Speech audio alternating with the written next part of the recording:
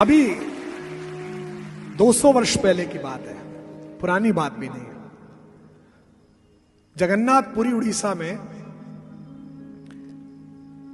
उसके 100-150 मील दूर किसी गांव में एक बंधु मोहंती नाम का आदमी रहता था। उसका काम था भगवत भजन करना और जो भिक्षा में मिल जाए खा लेना। अगर यही बात समझ में आ जाए कि मेरा हेतु क्या है तो जीवन ठीक से गुजर सकता है।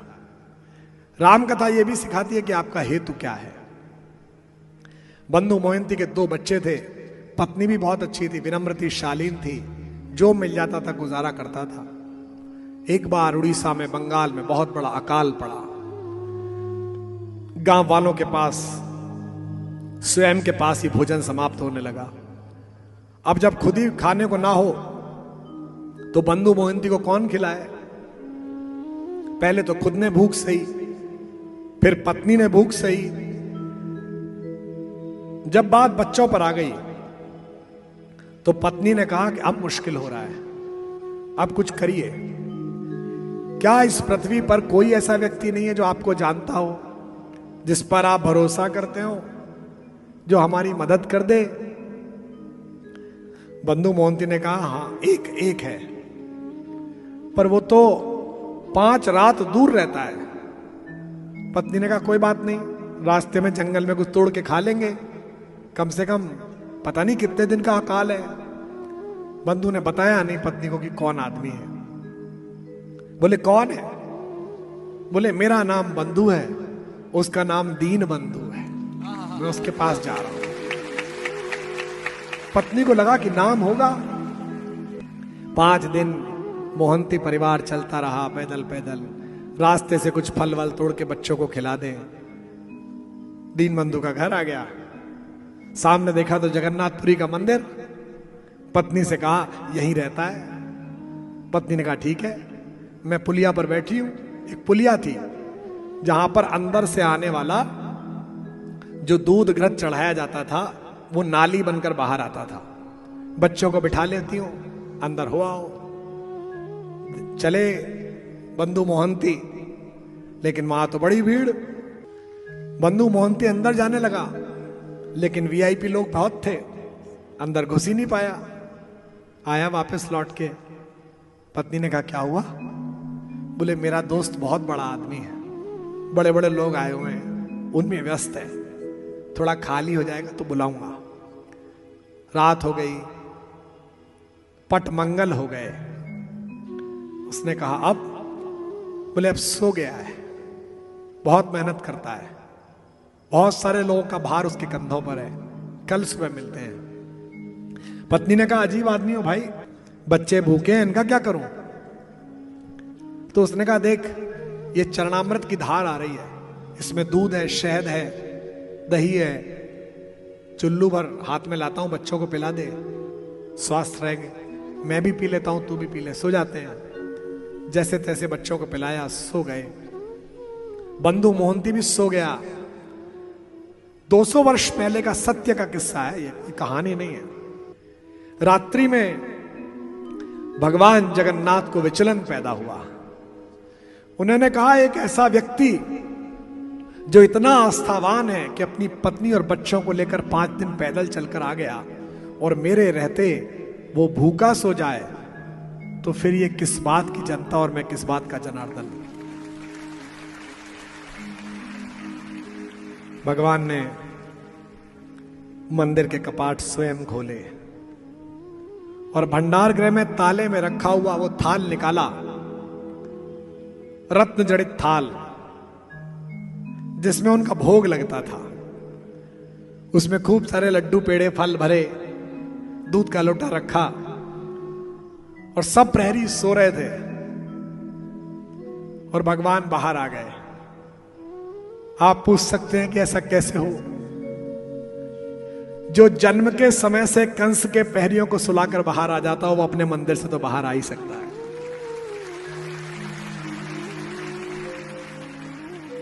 बाहर आकर भगवान जगन्नाथ ने आवाज लगाई, अरे बंधु, ओ बंधु।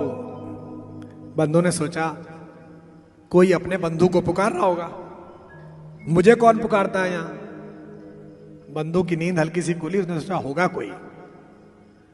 फिर उसने आवाज लगाई, अरे वो पीथमपुर से आए हुए, गांव से आए हुए बंधु मोहंती, कहां हो तुम? अब बंधु मोहंती को लगा कि तो कोई हमें पुकार रहा है। वो गया, देखा एक ब्राह्मण बड़ा सुदर्शन,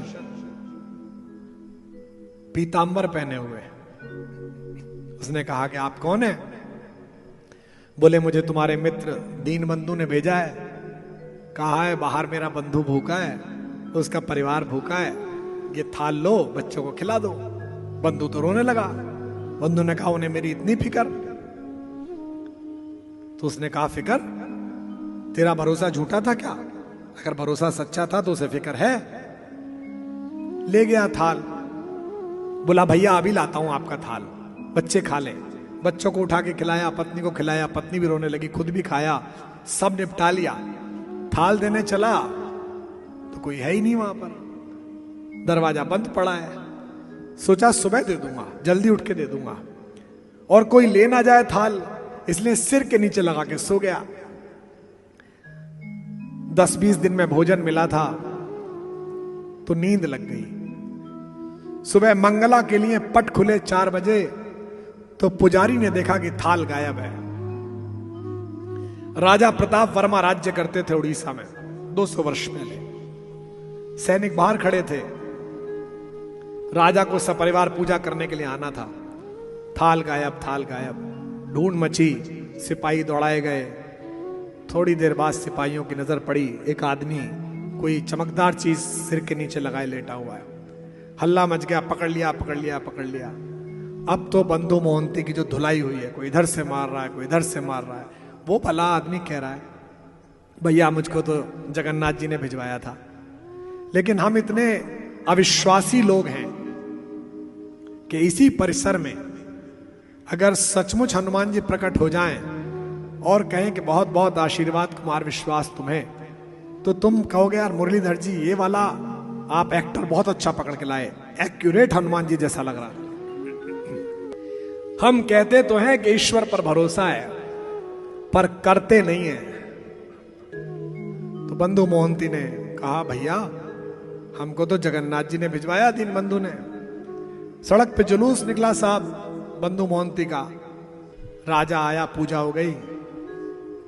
उस प्रदेश में 40 कारागार थे। ध्यान से सुनना, हर कारागार में 100 कक्ष थे। रात्रि को राजा प्रताप वर्मा सोया तो उसके स्वप्न में जगन्नाथ जी प्रकट हुए।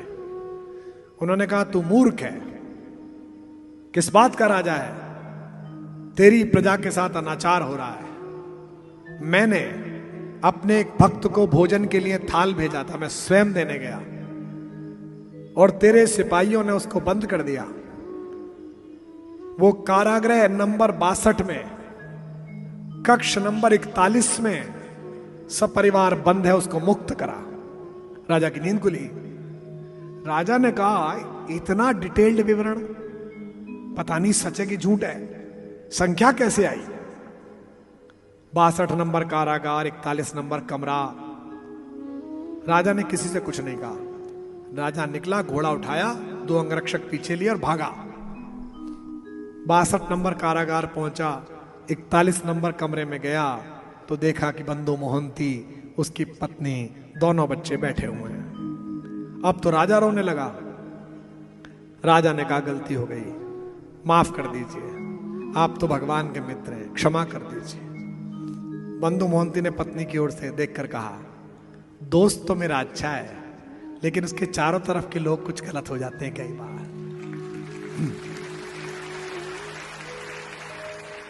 बंधु मोहंती को मुक्त कराया गया। जिस शहर में लोग उस पर थूक रहे थे, गालियां दे रहे थे, चोर कह रहे थे, उसी नगर में उसका सुंदर जुलूस निकला सम्मान का।